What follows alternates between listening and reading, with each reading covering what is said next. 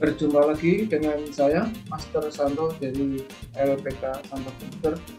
Salam sehat, semangat, dan bahagia. Pada pembelajaran Clipper seri yang ke-13 kali ini, kita akan membuat bagaimana sebuah data unik. Seperti apa? Kita ikuti yang berikut ini.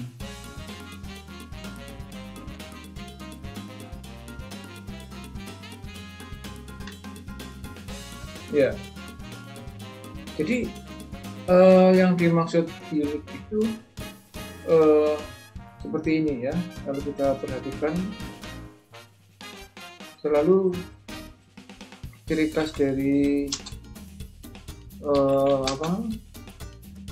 CMD berlatar hitam, background hitam semacam ini, sehingga kita ketik konektivitas dari dashboard dengan Windows dengan perintah mon. Kita punya folder di drive E yang namanya PFG, hingga K ini mewakili drive E folder PRG. Ya, waktu kita ketik K.2 ini artinya kita masuk ke folder PRG. Oke. Nah, kemudian kalau kita bisa melihat program yang sudah pernah kita lihat, sudah pernah kita buat dengan dir diawali tanda seru. Nah, ini yang kita buat, yang sudah kita buat adalah belanja 7. Tentu belanja 7 ini hasil dari revision belanja 6 dan belanja 5. Kita runut satu persatu. Itu belanja 5. Nah, di belanja 5 ini ada entry. Misalnya kita buat lilin, harga satuan 3.500, jumlah beli 3, total bayar harus 10.500, kita kasih 10.000. Nah, di sini sudah ada validasi ya, mulai belanja 5. Kemudian kita isi 15.000, nah dia langsung laporan.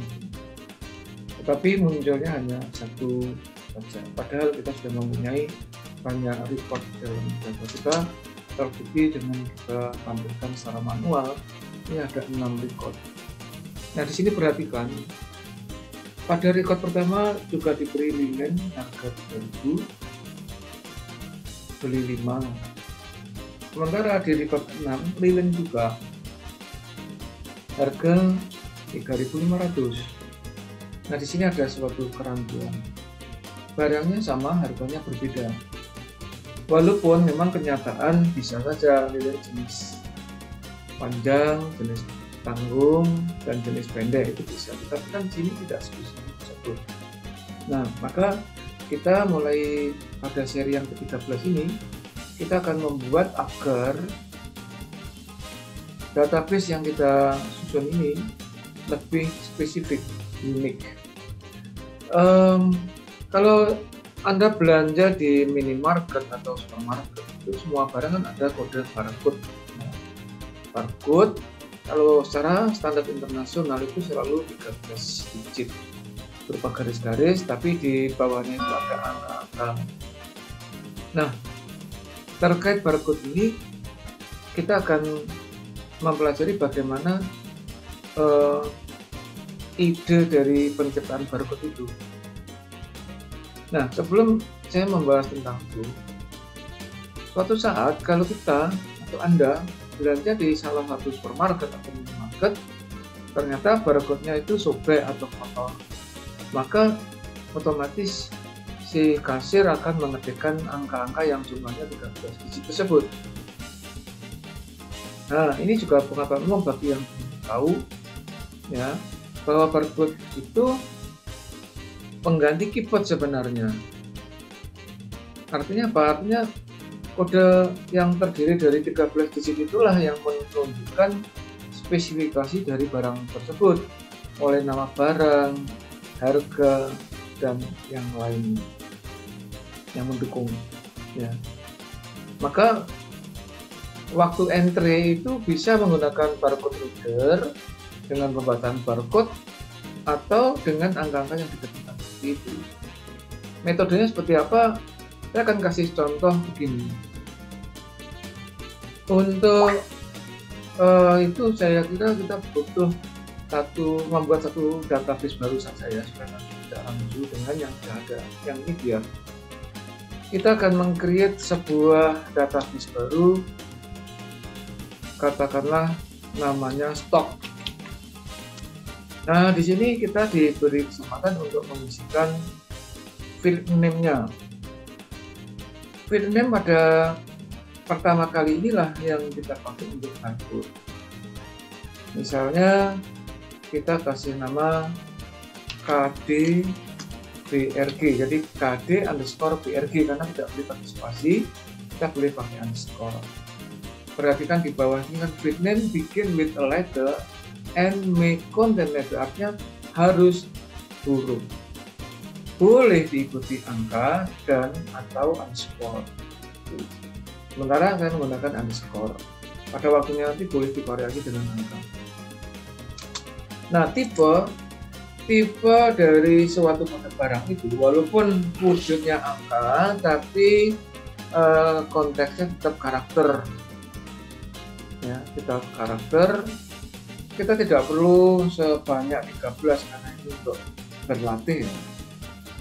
Walaupun kita diberi kesempatan width dari kode barang ini bisa sampai 254. Namun standar internasional 13, kita kasih 5 gitu saja ya. Kita kasih 5. Kemudian ada NMBRG nama barang. Ini kita kira-kira 15 itu saja.